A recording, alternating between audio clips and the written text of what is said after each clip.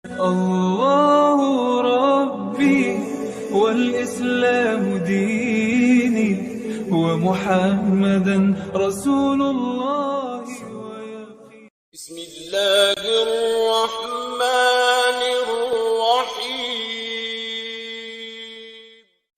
Assalamualaikum warahmatullahi wabarakatuh. Sahabatku, bagaimana kabar semuanya? Mudah-mudahan selalu mendapat lindungan dari Allah Subhanahu wa Ta'ala dan dimudahkan segala urusannya, baik urusan dunia maupun urusan akhirat. Amin. Pada video kali ini kami akan menjelaskan 7 hewan yang boleh dibunuh di dalam Islam.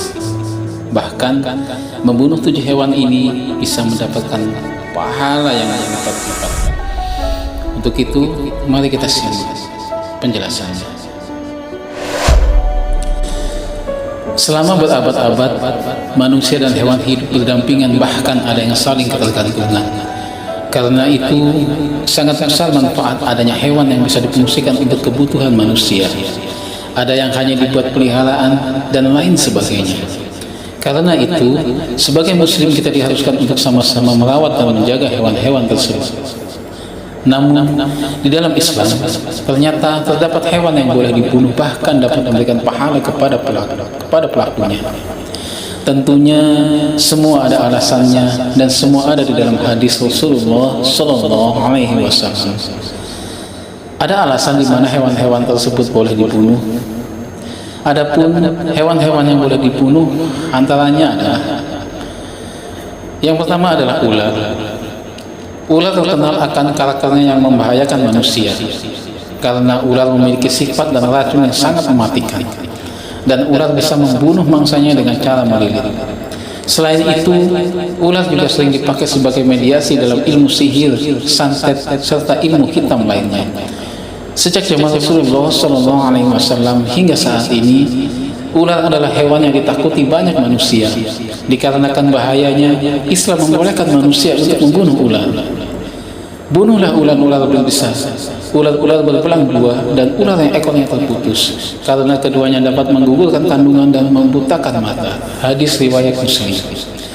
Diriwayatkan dari Abdullah bin Mas'ud radhiyallahu anhu, beliau berkata, kami tengah bersama Rasulullah SAW di sebuah gua, dan pada saat itu turun pada beliau ayat, demi malaikat-malaikat yang diutus untuk membawa kebaikan. Al-Quran surat Al-Mursalat ayat 1. Ketika kami mengambil air dari mulut gua, tiba-tiba muncul seekor ular di hadapan kami. Lalu beliau bersabda, bunuhlah ular itu. Kami pun merebut membunuhnya dan aku berhasil mendahulinya. Rasulullah SAW bersabda, semoga Allah melindungi dari kejahatan kalian sebagaimana Dia melindungi kalian dari kejahatannya. Hadis riwayat Bukhari dan Muslim.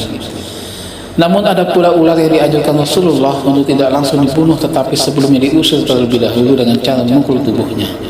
Dan ini berlaku apabila ular tersebut masuk ke dalam rumah, sebagaimana yang disabdakan oleh Rasulullah SAW. Sesungguhnya ada ular-ular yang berada di dalam rumah-rumah. Apabila kalian melihat satu dari mereka, maka buatlah peringatan padanya 3 kali. Apabila pergi, maka biarkan, dan bila tidak mau pergi, maka bunuhlah, karena dia itu kafir. Hadis riwayat Muslim. Binatang kedua yang boleh dibunuh adalah burung gagak. Burung gagak merupakan salah satu jenis burung yang kerap diidentikan dengan kematian. Dari mata, bulu, paruh hingga kakinya biasanya berwarna hitam. Tetapi tidak semua gagak diperbolehkan dan dianjurkan untuk dibunuh. Jadi bukanlah burung gagak yang umum dan biasa kita lihat.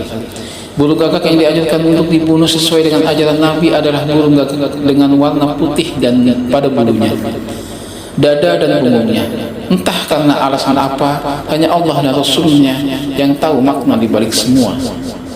Burung gagak dikenal sebagai hewan fasik. Bukan itu saja, burung gagak juga dianggap sebagai manusia, sebagai penjelmaan jin atau setan, dan sering ditunggangi oleh penyihir. Binatang yang ketiga yang boleh dibunuh adalah anjing buas. Anjing yang buas, meskipun dipelihara, air liur atau ludah anjing tetaplah mengandung najis. Apalagi jika anjing yang dimaksud adalah anjing galak dan buas. Tidak hanya najis liurnya yang membawa banyak kuman, bakteri, dan bahkan dapat menyebabkan rabies. Namun, dari semua anjing yang ada di bumi, anjing liar dengan warna hitam polos adalah jenis anjing yang disunahkan untuk dibunuh. Karena setan sangat suka menjelma menjadi anjing dengan warna hitam polos dan menebarkan hasutan serta fitnah di mana-mana. Dan juga anjing yang sering menggigit manusia, maka disunahkan untuk dibunuh karena membahayakan dan agar tidak ada korban berikutnya. Binatang yang keempat yang boleh dibunuh adalah cicak. Cicak seringkali melayap dan makan makanan yang ada di meja makan. Anjuran membunuh cicak ini bukan hanya dari sisi syariat saja, tetapi secara medis juga ternyata sangat dianjurkan. Hal ini dikarenakan cicak membawa bakteri E. coli yang dapat menyebabkan penyakit perut dan gangguan pencernaan.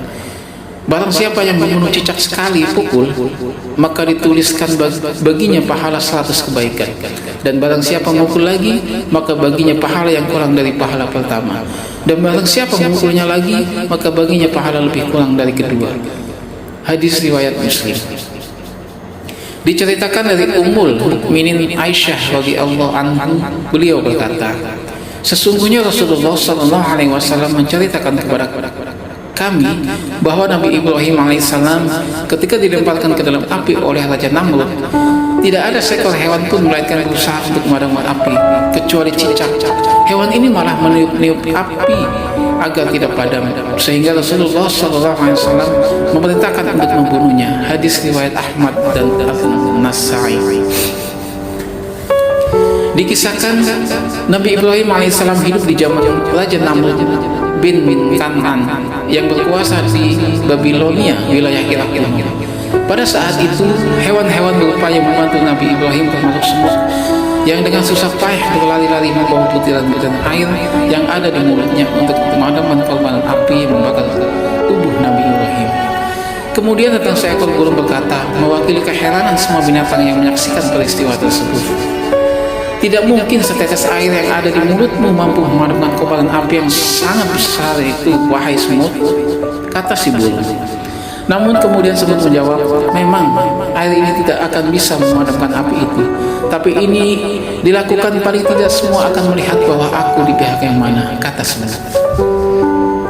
Syekh Utsaimin menyebutkan bahwa tindakan cicak yang untuk membesarkan kobaran api yang membakar Nabi Ibrahim pertanda bahwa cicak adalah hewan yang memusuhi dakwah ahli tauhid dan keikhlasan para pejuang muslim. Dikarenakan besarnya pahala membunuh cicak, di dalam riwayat Ibnu Majah disebutkan bahwa Aisyah radhiyallahu anha sampai memiliki cambuk khusus untuk membunuh cicak. Rasulullah SAW memerintahkan untuk membunuh cicak. Beliau bersabda, dahulu cicak ikut membantu meniup api Ibrahim alaihissalam. Hadis riwayat Bukhari. Binatang yang kelima yang boleh dibunuh adalah burung Raja Wali. Burung Raja Wali dianggap merugikan manusia sebab burung Raja Wali memakan ternak seperti anak ayam. Padahal ayam merupakan hewan yang selain bermanfaat bagi manusia juga diberikan keistimewaan dapat melihat malaikat. Kokok ayam pada pagi hari menandakan para malaikat sedang membagikan rezeki ke seluruh pelosok negeri. Sedangkan setan sering menjelma menjadi elang atau raja wali memangsa anak ayam agar tidak tersisa lagi kokok pagi hari, sehingga manusia menjadi malas untuk bangun pagi dan menjemput rezeki. Binatang yang keenam yang boleh dibunuh adalah tikus. Tikus adalah salah satu hewan yang menjijikan dan membawa banyak kuman atau penyakit. Karena secara ilmiah ia hidup dan lebih banyak beraktivitas di lingkungan yang kotor dan najis. Tikus juga merupakan hewan hama dan musuh para petani karena bisa merusak ladang pertanian. Tikus termasuk salah satu hewan yang haram untuk dimakan, karena itu ia diperintahkan untuk dibunuh dan disebut sebagai hewan farmasik. Diceritakan dari Sulaiman bin Abdurrahman At-Tamar, dari Amr bin Talhah, dari Asbah, dari Ikrimah, dari Abdullah bin Abbas bin Abdul Muttalib radhiyallahu anhu. Beliau mengisahkan seekor tikus keluar dari sumbu lentera, lalu ia melemparkan sumbu api di depan Rasulullah SAW, persis pada tikar yang beliau duduki.